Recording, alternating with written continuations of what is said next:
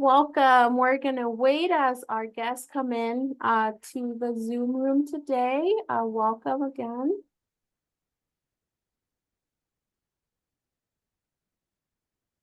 Thank you so much for joining us today for our next edition of the 49er Industry Chat. My name is Noemi Guevara, and it's my pleasure as a Director of Alumni Engagement to welcome you to our next edition. Before we start, I have a couple of housekeeping items.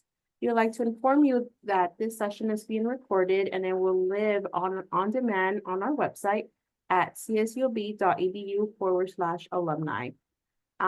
This webinar format. We encourage you all to use the Q&A box located below to submit any questions for our guest speaker today. And now it's my pleasure and honor to introduce you to my friend, mentor, Erin Moore. Erin is the Executive Director of Advancement of the CSU Office of the Chancellor and Chief Financial Officer for the CSU Foundation, providing oversight in managing investments, financial reporting, and nonprofit compliance. He also serves as the Executive Director of the CSU Alumni Council, which represents the 23 CSU campus alumni associations and the CSU 4.2 million global alumni. Erin graduated from CSULB in 2002 with a BA in Communication Studies and in 2008 with a Master's in Public Administration. He previously worked for local nonprofits and CSU Long Beach before joining the CSU Chancellor's office in 2010. Erin grew up in the Central Valley of California, and he and his husband live in Long Beach. Welcome, Erin, and thank you so much for joining me today. Thank you, Noemi. It's really fun to be here, specifically with you, my friend. You are welcome, full circle here today. But let's start off with the beginning. And I know your story, but I want everyone else to know a little bit about you. So let's start off from the beginning. Tell me about how you came to Long Beach and what that experience was like. So I grew up in the Central Valley of Long Beach in Modesto, and when it was time to start looking at colleges, one of the pieces of mail that I got was from Cal State Long Beach and the President Scholars Program, which was in its early years at that time. And it was really the opportunity to come to Cal State Long Beach on a full academic scholarship and drug my parents all around the state. I think we did 11 campus visits and ultimately decided on Cal State Long Beach. The President Scholars Program was an amazing opportunity to come to Cal State Long Beach. And once I was there, I haven't been able to leave, and I've been in Long Beach for the last 25 years. And it was a great undergraduate experience and the opportunity then to later come back while working full time and complete my master's, which helped keep my career trajectory going. Yeah. So going back, I know the President Scholars, it's a program that still runs today, but what was that student experience like? Being in the President Scholars. I don't know if you were part of any other clubs, or was there a professor, right, that kind of was a guiding light during your time here as well? Absolutely. One of the things that was really nice about the President Scholars Program is, coming to Cal State Long Beach from a smaller community, it was a big campus. And so it was really important for me to be part not only of the President Scholars Program and have that smaller community within the campus community, um, but also over my time as an undergraduate, was involved in ASI as a student senator, was involved in the Student Communication Association as part of my communication studies degree. And all of those experiences really gave me specific places on campus to plug into and feel like I belonged and can get involved with, which was really important to keeping me on track to graduation. I lived in the dorms actually for all 4 years. And so being an on-campus resident also gave me a really unique experience um, of life at Cal State Long Beach. The the faculty experience was consistently so positive. I think we know that one of the strengths of Cal State Long Beach and really, CSU universities is that we're teaching universities. This Right. is something where your instructor is the faculty member. And there were those relationships were really important in the communication studies department. Dr. Julia Johnson was a particularly important and memorable faculty member for me. It was toward the end of my time on campus, and I just remember uh, her uh, lectures and activities really helped to kind of broaden my mind. She's one of the first people who encouraged me to go on to graduate school and think about what those opportunities would be like. And it's easy to forget that when you're, in my case, I was kind of the traditional 18 to 22 year old college student. But that when you have someone further along in their career saying, like, hey, you're qualified, you should do this, you should consider this, that is that can be really meaningful. Right. Definitely. And you touched upon it a little bit, you were involved, you had different opportun experiences on campus. And something that I talk to students being on campus is about the power of networking, right? And just meeting other people. Was that your experience as well, being so involved on campus? I would say it definitely was on campus, and it was especially important those first few years after I graduated. On campus, I think it was the relationships that made the experience really special for me. Mhm. Um, the President Scholars Program was an anchor to that because we had some really amazing, dedicated staff members that were, you always had somebody to go to. And in fact, one of the other experiences I had was participating in the University Honors Program.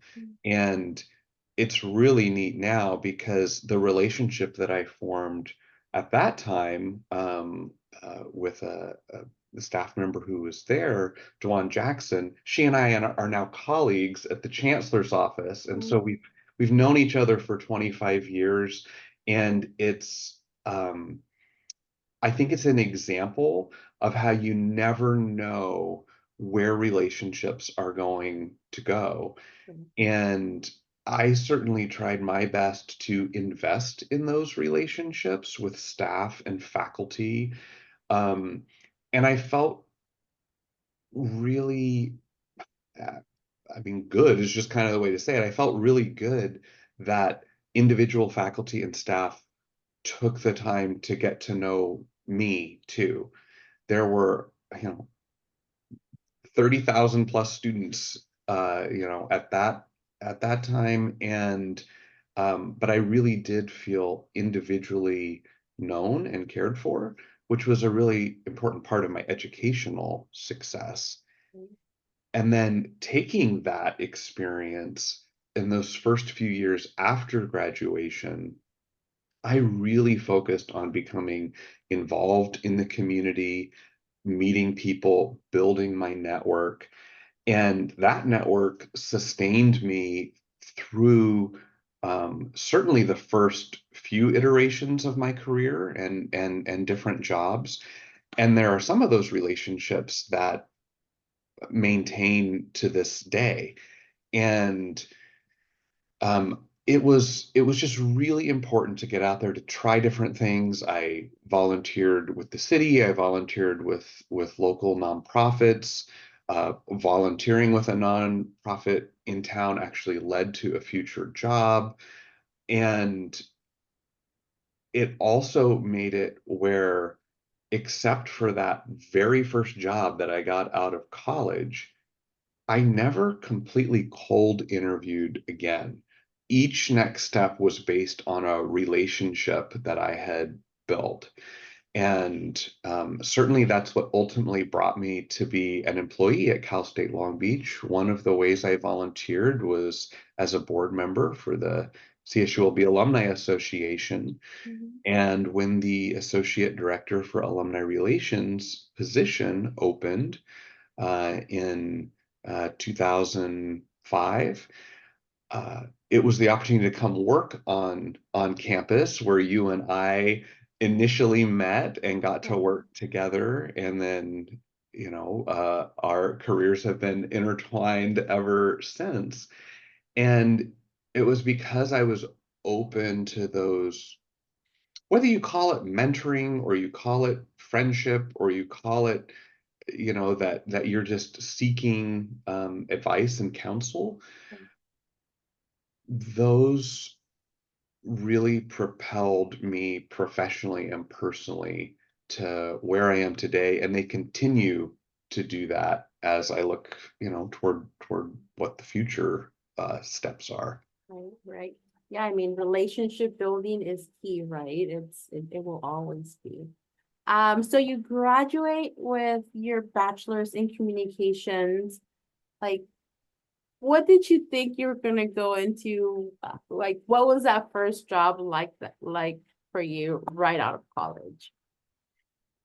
The period leading up to graduation was, I think, like it is for many people, it was stressful for me Mm-hmm. because here I was at the end of college. I didn't know what I wanted to do.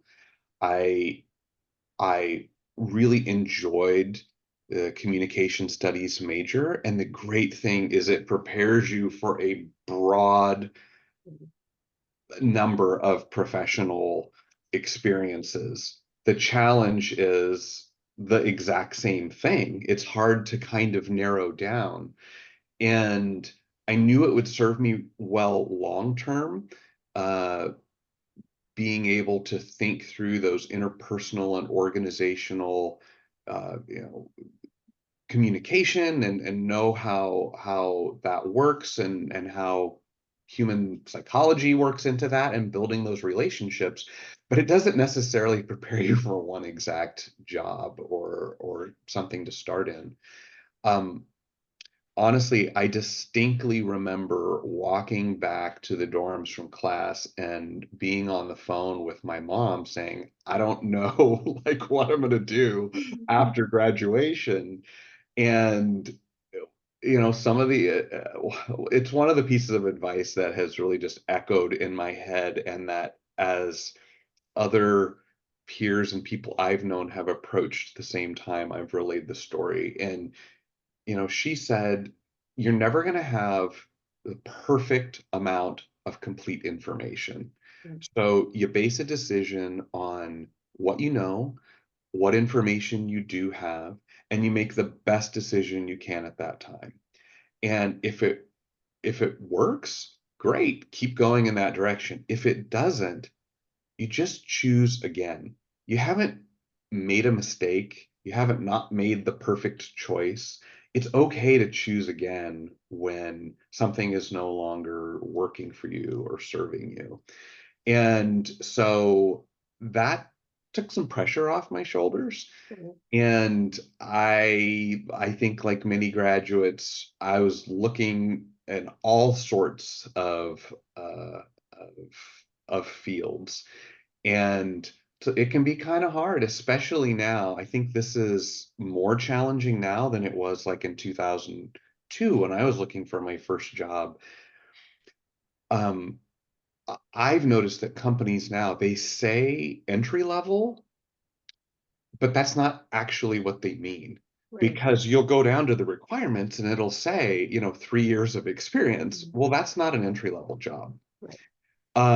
And so I have a lot of uh, sympathy for graduates who encounter that, where you're looking for the experience, but you might not have it yet. And there's a little bit of a catch-22 there. For me, ultimately, how things worked out is I got my first job with the local office of a statewide nonprofit. Um, it was actually a mentoring program that was run out of the State Bar of California. Um, and had a contract with the Department of Corrections and Rehabilitation. It was a mentoring program Mhm. for parolees who had been identified by their parole agent as having a high potential for success. And if they had just some additional support and guidance outside of the criminal justice system, that perhaps we could reduce the chance of recidivism and return to prison. And um, it was a whole different universe from like living in the dorms and Right. being a college student. It was an incredibly rewarding opportunity. The people that I met, both the mentees and the mentors, were amazing. And the things I learned that I could do um, were built a lot of confidence in me for my career going forward. And I did that job for about 3 years. And it I think like most good jobs, it also taught me what are the things that I like and don't like? What are the things that I'm good at and the things that don't come naturally? And what kind of combination of all those factors do I want in my work life? Because you want to feel successful at Right. work. You don't want to fill your day with the things that you don't enjoy doing or that you're not naturally inclined toward. But you also want to grow your skills so you don't limit yourself. And it was that job that really helped me get into that community network, meet a lot of people that allowed me to have a lot of informal mentoring relationships of people further along in their careers who were interested in helping me have opportunities and to share their advice. And that was just invaluable. So did you get your master's while you were in that position as well? Is that where you made that choice to go back and get your graduate degree? That's where I started that job, Okay. toward yeah, I worked on my master's degree primarily evening classes after work. I just did 6 units a semester, no winter, no summer. I needed those as breaks. So it took 3 years or 6 semesters. I started toward the end of that job there, going back to school. And I actually had a career transition in the middle of that. And it was one of those things where, particularly one of the things that I found working locally is that a lot of people, of professionals in the Long Beach community, in that nonprofit and public sector, have an MPA degree from Cal State Long Beach. Mhm. I just kept meeting people. And so, I thought a lot about what do I want out of a graduate school experience? Do I want to stop working and go full time? Do I want to, move out of state and do this? But ultimately, what Cal State Long Beach afforded me was a place where I didn't need to disrupt my career to pursue a master's degree. It was comparatively, very affordable. And honestly, with an outside scholarship paid for about half of it. And in retrospect, I'm so glad that I made that decision Mhm. rather than feeling it would have been a completely different trajectory to stop working after a few years, not having that continued experience. And certainly that's what I found in the MPA program at Cal State Long Beach. I would say 95% of my classmates were also working full time, and most of them in the public sector. And so that was so much more valuable of an experience, Mhm. especially earlier in my career, when I could learn from them. What do you do? What's that like? And we were just, all there for our 4 to 7 p.m. or 6 to 9 or 7 to 10 classes, whatever they were, um, all kind of going toward that additional opportunity. And I think that gave me a real advantage in the end to not Mhm. have to stop working. Definitely. So you built this career in the nonprofit and public sector. What, and it kind of sounds like you found your way there, right? Any advice? I always hear students, I want to work in the nonprofit world, but I don't think anyone really knows what that really means because there's no degree for nonprofit other than certificates here and there, right? Can you talk about that a little bit? Mhm. Sure. I think the sort of the baseline, if you're interested in a career in either or both the nonprofit or public sectors, the commonality that I've seen, and was certainly true for me, is the feeling that it's important, the feeling that you have about your own work is that it is adding to the greater good of the community or society at large, depending on the focus of the organization. There's obviously absolutely nothing wrong with working in the private sector, and we need people who want to do that. Right. But we also need really good folks in the nonprofit and to be public servants. Um, it is when, especially on the government side, when it works well, it's invisible. And when it doesn't work well, it's really apparent because we realize all the foundational services that government's providing. And the reason most of the time it's invisible is because there are really talented public employees putting a lot of effort to make that happen. And to me, I got an intrinsic, positive boost and feeling that at the end of the day, the work that I was doing was making the world better. Mhm. And I don't think there's a lot of people jump between careers in nonprofit and the public sector. Um, and there's a lot of partnership between the two sectors working together. But you're right, there's not a degree in um, in that.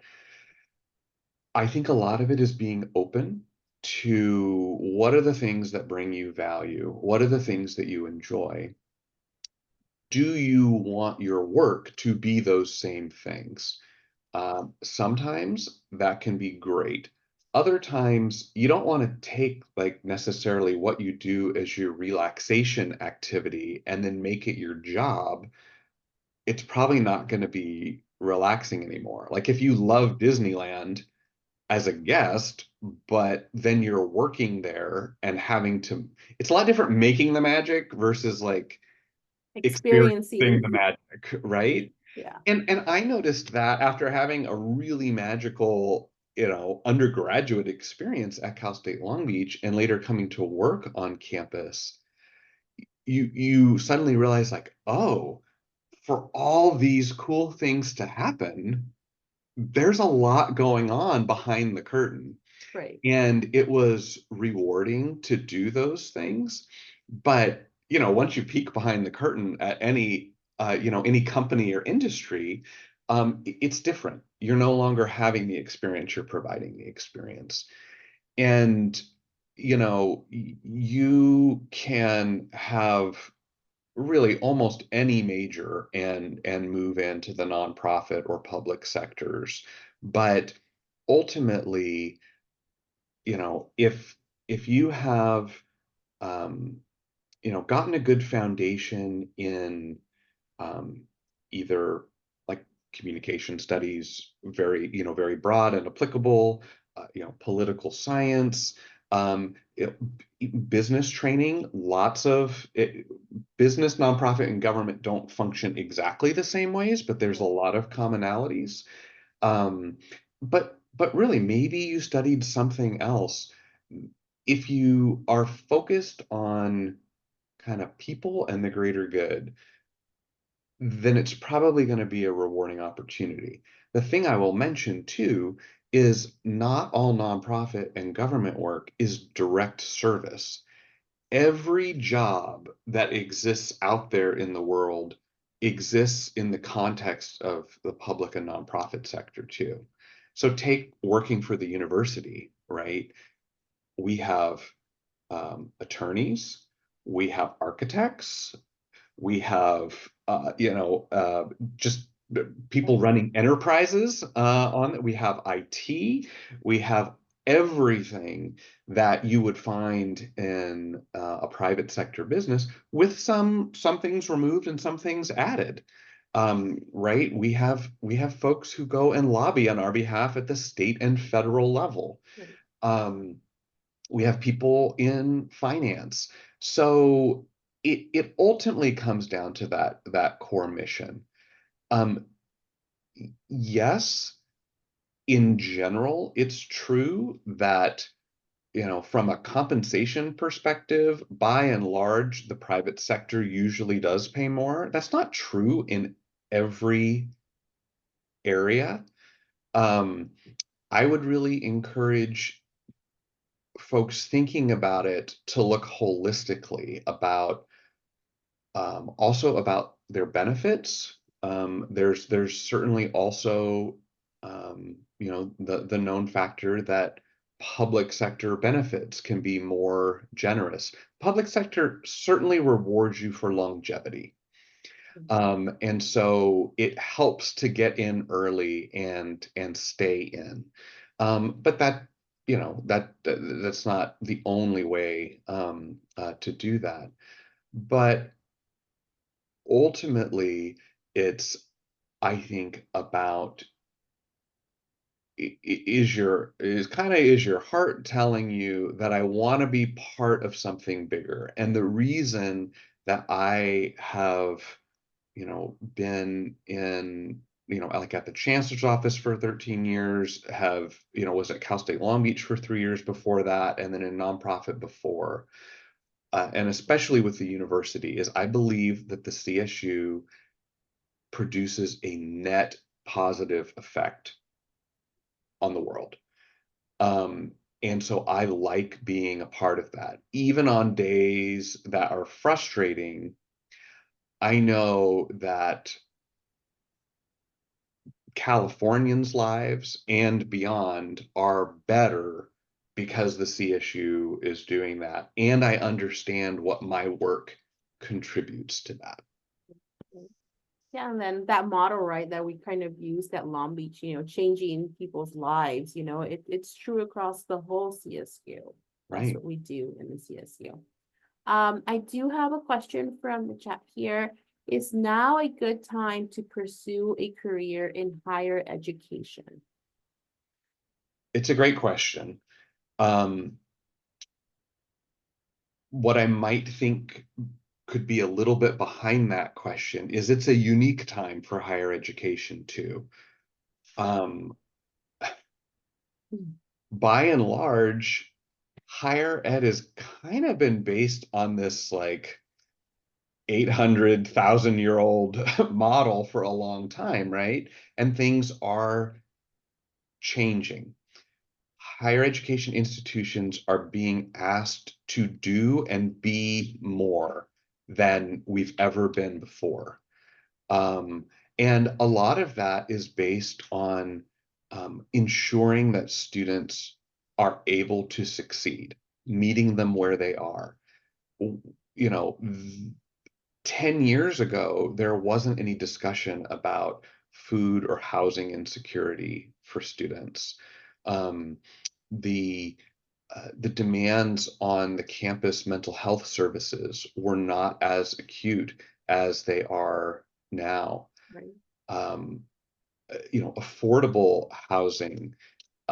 There are more things that are ingrained in the fabric of the university that are actually larger societal issues Mhm. than we've ever attempted to deal with and make better before. That's both a challenge and a real opportunity. Mhm. Um, the other thing that's different is for really the first time ever, there is this narrative out there saying like, oh, is college worth it anymore? And I, to me, that narrative does not make sense. It's like saying, oh, hey, this company or that company was founded by someone who dropped out of college. Okay, for some people, that's the right path. You've got a business opportunity, you pursue it, you're in the right time, the right place, all of that, great. That's not a plan for your life. And a university or a liberal arts education is more than just vocational training. Um, and there's absolutely nothing wrong with vocational training. In fact, some ways that's the appropriate path if depending on someone's career goals. Right. If you want to get into the trades or the plumb, I mean, the California community colleges offer amazing trades programs. That is a really good path. It's less expensive, it's faster, they have super qualified faculty in those areas and connections to community employers. A liberal arts university education is really about helping you become a global citizen. The reason that we have general education requirements are so that we have at least basic exposure to a lot of different fields and different ideas. Mhm. With the thought being, okay, maybe that you're going to be a biology major, so why do you have to take this philosophy class? Well, because it helps you have a well-rounded, Mhm. broad view of the world. Right. And if you just want chemistry sort of vocational training, that's not what you get at a liberal arts, institution. And so I reject that broadly college doesn't make sense anymore, particularly the CSU, where um, we are still one of the most affordable four-year higher education institutions in the country. That, yeah, it costs a lot of money to go to college, particularly when you look at the total cost of attendance. But the returns, um, yes, you could go out there and get a job, but data shows during a recession, college graduates are affected less than others. And so, no, I don't think it's for everybody, but I do reject this overall premise that it's not worth it anymore. Um, in terms of is it a good time to get into higher education? Yes. And here's the reason. One, this is a period of tremendous workforce change. The number of people who are retiring, who are moving on to other careers, has created a lot of movement in the ranks. Um, that doesn't happen a lot in higher education. People tend to come and stay. And so the reason I say it's a good time is every time there's movement, that means it gives the chance for other people to move up, creates vacancies for people to move in. So you will see more job postings now than than normal for Mhm. sure. So it's a great opportunity. And honestly, sometimes you just, and this is especially true in public higher education, you just need to get your foot in the door. It may not be the perfect job, but it's a lot easier to get in and move around than it is to wait for the perfect opportunity and get in. And so yes, explore, you know, I highly encourage you to look at there's a centralized CSU careers website. You can just search CSU careers. So you can put in your criteria. You can look at, jobs all over the entire system, or, just locally for you. But also look at the California community colleges. Look at the UCs. Um, it really is, I think, a time of opportunity. And for the moment, the economy hasn't collapsed. So, it's a Not good yet. time to get in. But, before those are rough times for us to ride out. And so there's not hiring freezes. So take advantage and get in. So in your current role, as the executive director of advancement and the CFO for the foundation, what does your typical day look like? And I know you also have volunteer boards that you sit on. Yeah. One of the things I like about my job is that there's a variety.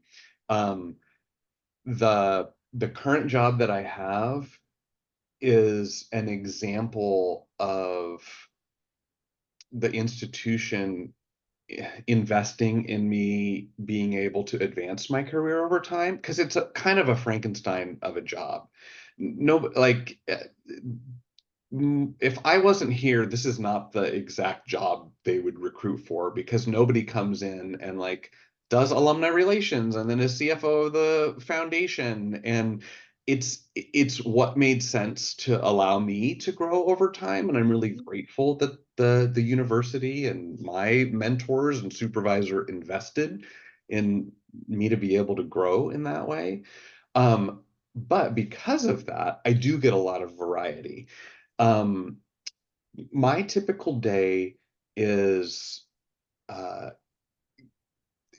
it really consists of working with colleagues on the campuses. Um, maybe there's a question that comes in, or somebody asks for advice of another campus that might be doing a particular program well. Maybe there's a challenge that's going on and looking to see what resources might be available. Additionally, I'm also just doing some day-to-day activities. I see every transaction that comes through the CSU Foundation. So I'm making sure that, from an accounting perspective, it's in the right spot, it's charged to the right place. I'm looking at our expenses to make sure that uh, they're reasonable and that they meet policy because, like the university, all of our transactions are open to public records requests, and we need to be able to demonstrate that we've judiciously and appropriately spent donor funds, just like we need to do that for public funds as well. And that may mean interfacing with the accounting team because we're working on things like filing our Form 990, a nonprofit organization's federal tax return. Maybe we're going through our annual financial audit and getting ready to prepare those. Or the CSU Foundation, its board meets later this week. So we're preparing for a board meeting and prepping board members who are, our volunteers and oversee the organization for that meeting. And so there's a lot of those opportunities, and then always keeping my eyes open for professional development opportunities, whether that be, a one-off, LinkedIn learning course, or it's a conference to go to, because you want to be able to keep learning, because that's what keeps things interesting, Mhm. and grows your skill set so that you have options over time. Definitely. How do you find, and you sound like super busy, but how do you find a balance in your work and life? One of the things that I've tried to work hard on, and I think it has provided some success, is trying to let go of being a perfectionist.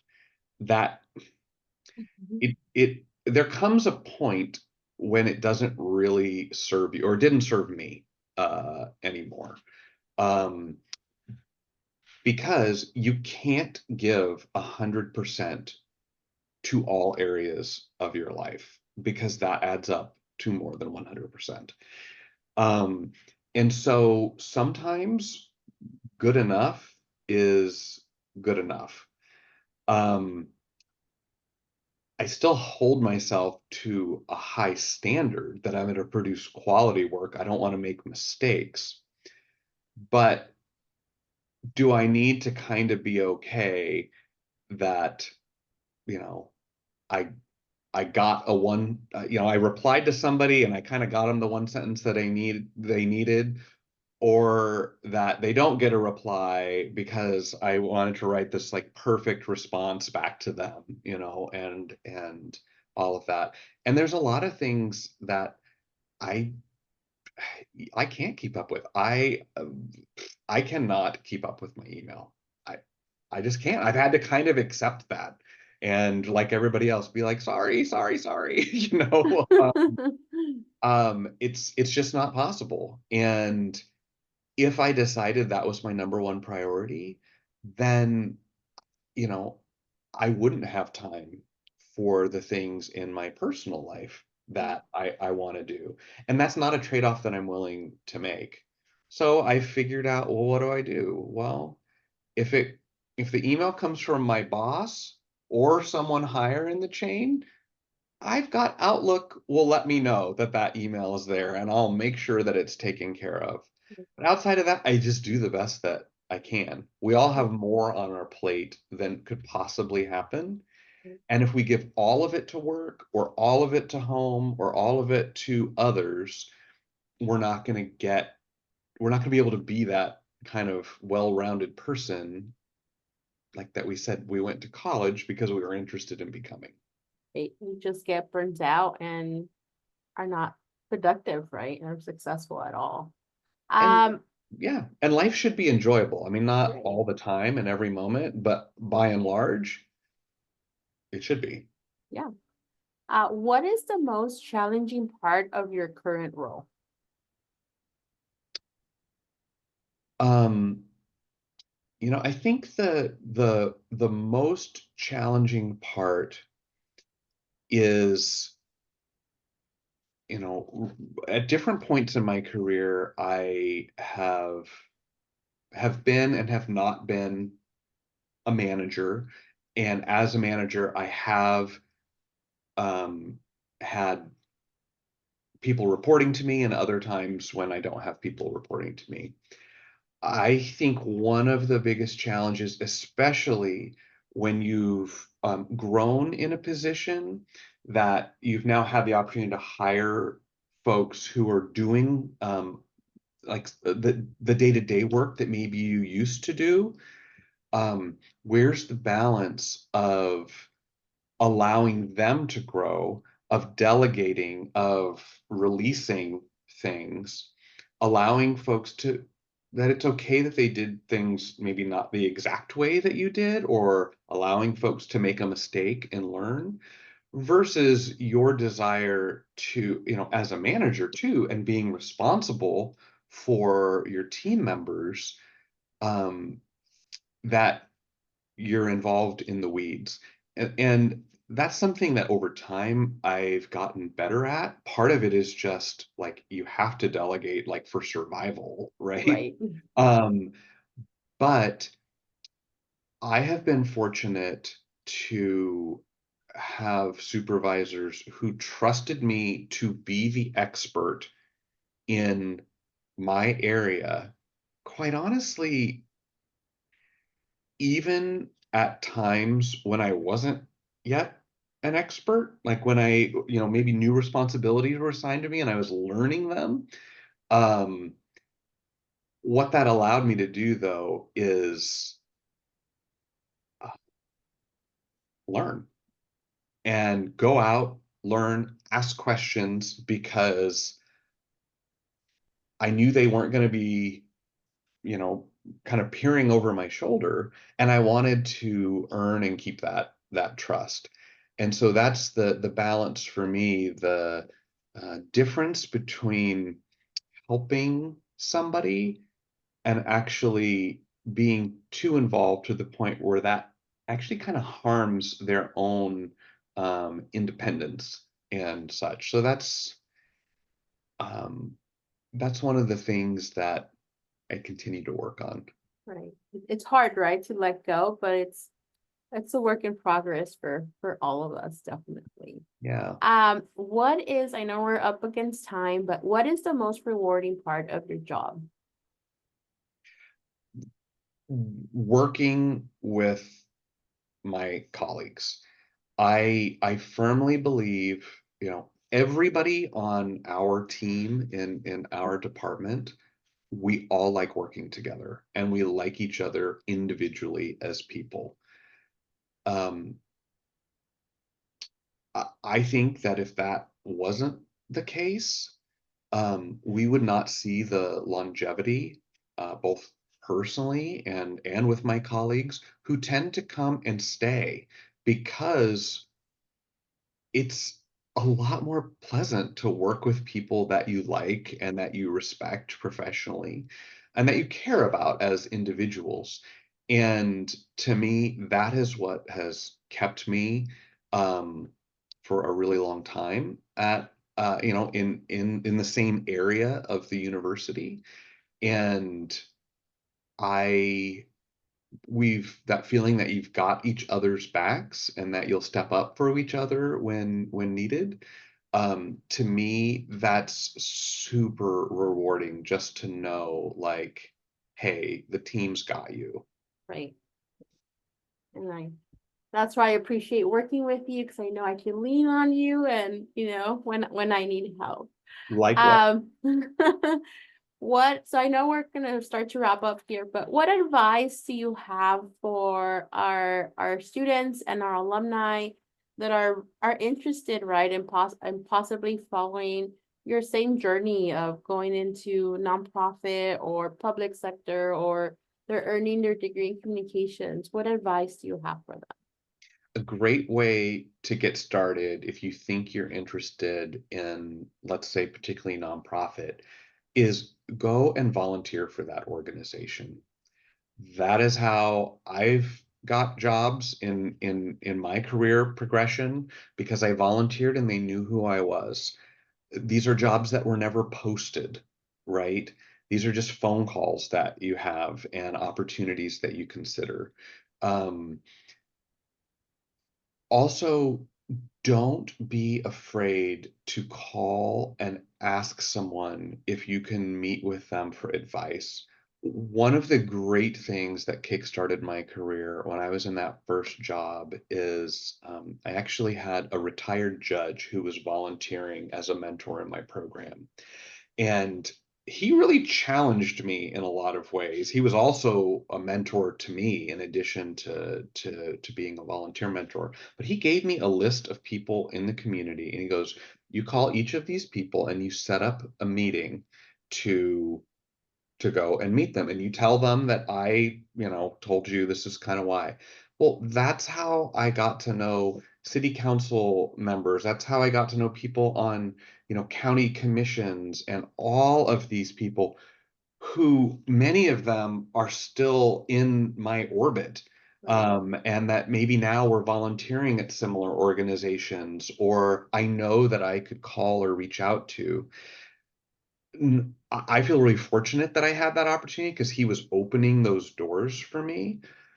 But what I'll say is that if I got a call out of the blue or a LinkedIn message from someone who said, "Hey, I really want to explore this career.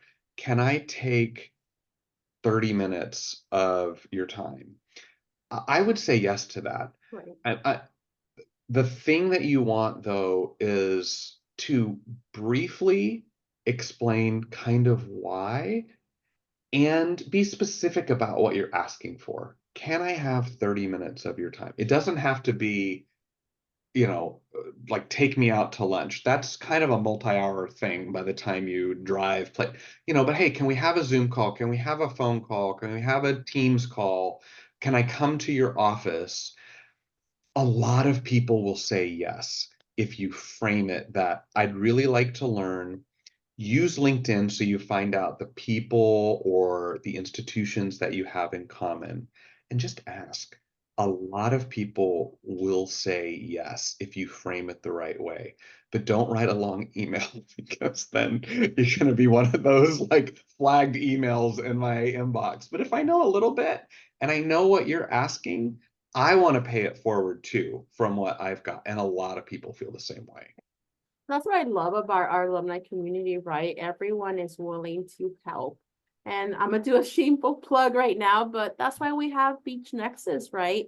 That opportunity to go in and filter and find someone that has a role or is working in the company that you hope to join one day. And just put yourself out there. And like you said, make it short and show up as well. Just not only message them, but also please show up if you're going to ask someone to do something. So Right. before we go, like, are you okay if someone reaches out to you on LinkedIn or Beach Nexus to connect with you? Yeah, absolutely. Either way, LinkedIn is a great way. Certainly, Beach Nexus. But one thing that I'll just say about LinkedIn connections is, when it gives you that opportunity to write a little message to the person, just use that and just say, hey, like I saw the 49er industry chat, or I see we both went to Cal State Long Beach, or I'm interested in, nonprofit career or public sector. Otherwise, we're always looking for like, is this a random spam person, Right. Yeah. right?